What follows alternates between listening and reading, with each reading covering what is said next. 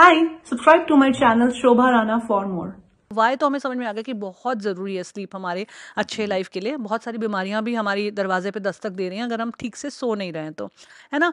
What भी समझ में आ गया कि स्लीप होती क्या है। हमने शुरुआत वहाँ से की इस एपिसोड की, सोना एक्चुअल में होता क्या है। लेकिन हम जो जहाँ अटक रहे हैं वो हाउ पे है, करे कैसे। मेरे को नॉलेज भी आ गई है, इन्फॉर्मेशन भी आ गई है, लेकिन ट्रांसफॉर्मेशन नहीं हो रही है। तो फिर ट्रांसफॉर्मेशन कैसे होगी?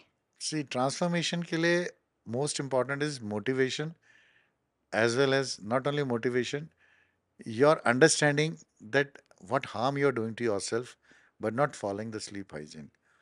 So your own problems and issues, try to find answers. कि ये मेरे को क्यों हो रहा है? Why I'm anxious? Why I'm depressed? Why I'm having more accidents? Why I'm having fatigues? Office में जा रहा हूँ, काम करने का मन नहीं कर रहा है. ठीक है. Now what they do is, instead of जैसे ऑफिस में गए काम करने का मन नहीं किया, they find ways into protein supplements और एनी अदर सप्लीमेंट कॉफ़ी। कि मेरे को मल्टीविटामिन दे दो. या कॉफ़ी कॉफी ऑफिस इज में तो वन बहुत कॉमन वन है। स्टिमुलेंट. वन हाँ। स्टिमुलेंट. सो बेसिकली हमारे को इन सब से अपने आप को अलग करना पड़ेगा, तभी हम कर सकते हैं. कॉफी तो another thing which is responsible. Caffeine, as you said, coffee, caffeine is one of the hindrance to sleep. And abhi recently there was a study I've came across, that study which was very interesting. It said कि अगर आप 6 घंटे पहले तक सोने से पहले caffeine ले लेंगे तो it will reduce your sleep. 6 घंटे पहले भी? 6 घंटे पहले. तो अगर आपको 10 बजे सोना है तो 4 बजे 4 बजे कॉफी के बाद पीना भी आपको कॉफी नहीं खतरनाक है। लेना चाहिए. This was really something very interesting. और हमारे इंडिया में तो कल्चर है 5 बजे 6 बजे 5 बजे चाय पीने चाय का। चाय पीने का. चाय में भी जो chamomile tea is the only T which is free from caffeine. All other teas they have some content of caffeine. Coffee में usually around 100, 120 up to 200 milligram caffeine होता है. But black tea has good amount 50 to 75 milligram caffeine is there in the black tea. People think black tea is very healthy. Green tea is something around 40, 50 milligram of caffeine. Our वाह। routine जो चाय हम दूध वाली लेते हैं उसमें है करीब 40 मिलीग्राम, 30 to 40 मिलीग्राम. उसमें फिर भी कम है caffeine, because I think it gets diluted with milk and all that. But only tea which is caffeine free is chamomile tea. So before sleep, we should avoid even caffeine, nicotine, smoking, alcohol. They are all should be avoided for sleep because alcohol causes disturbed sleep. Alcohol से कई लोग सोचते हैं कि alcohol पीने के बाद तो वैसे ही नशे में आदमी सो ये जाता है. बड़ा कॉमन बिलीफ है। लोग कहते हैं कि मुझे हाँ, 2 पैक पीने के बाद ही नींद नींद आती आती है ना। और बहुत सारे लोगों ने उसको अपना लाइफस्टाइल बना लिया दैट हम्म, थोड़ा थोड़ा तो ठीक रहता है, मतलब चलता है। हम्म, इवन अब ये भी वो लोग बोलते हैं कि डॉक्टर्स सजेस्ट करते हैं कि हाँ ठीक है, आप थोड़ा बहुत पी लो, इट्स ओके, ज़्यादा ओवरडोज मत करो, बट हाँ थोड़ा बहुत पी के अच्छी नींद आती है तो आप कर लो। हाँ. अल्कोहल के साथ प्रॉब्लम सिर्फ एक है कि हो सकता है आपको स्लीप तो आ जाए, but it causes disturb sleep the whole night. It disturbs that different stages of cycle जो sleep cycle है gets disturbed by the alcohol. Second, alcohol increases risk of esophageal reflux. It उस alcohol में वो बढ़ जाता है.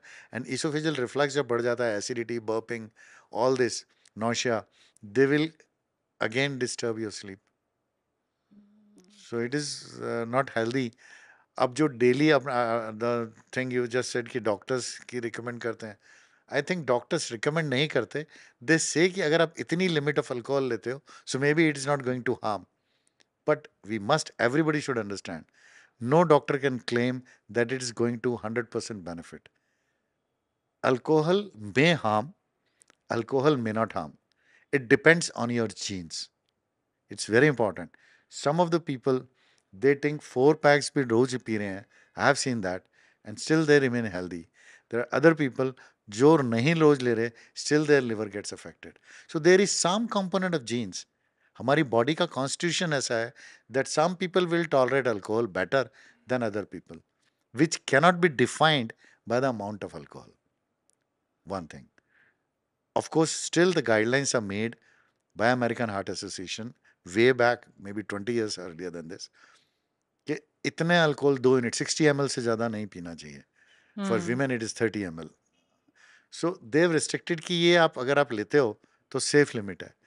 But I cannot recommend कि आप ये ले लो, because I do not know. By advising you alcohol, you may develop heart disease. Alcoholic cardiomyopathy एक डिजीज होती है. You may develop heart disease. Alcohol causes fatty liver, liver disease. Alcohol can cause heart disease and liver disease both, and diabetes, because alcohol causes fatty liver and fatty liver causes diabetes.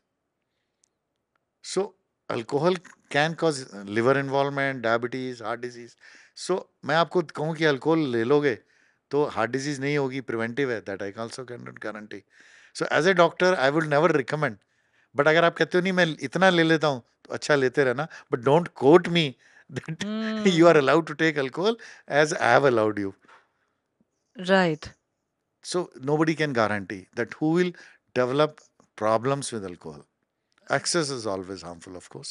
So alcohol का भी impact है आपकी heart health पर, liver health पर, बिल्कुल, diabetes पर, बिल्कुल. Sleep का भी इम्पैक्ट इन Sleep का सारी भी चीजों करता पर है. है. And sleep by itself, when you come down to that, sleep disturbance by itself also increases the risk of diabetes. It also increases the risk of hypertension. People who are sleep deprived, they develop hypertension, heart disease, diabetes, obesity, increased risk of stroke, and even Alzheimer's have been reported in certain studies कि जहाँ पे Alzheimer's disease has also occurred. Why Alzheimer's disease exact mechanism is still not understood by the medical science, but they have clearly found an association of having Alzheimer's disease in those elderly who are more sleep deprived than others.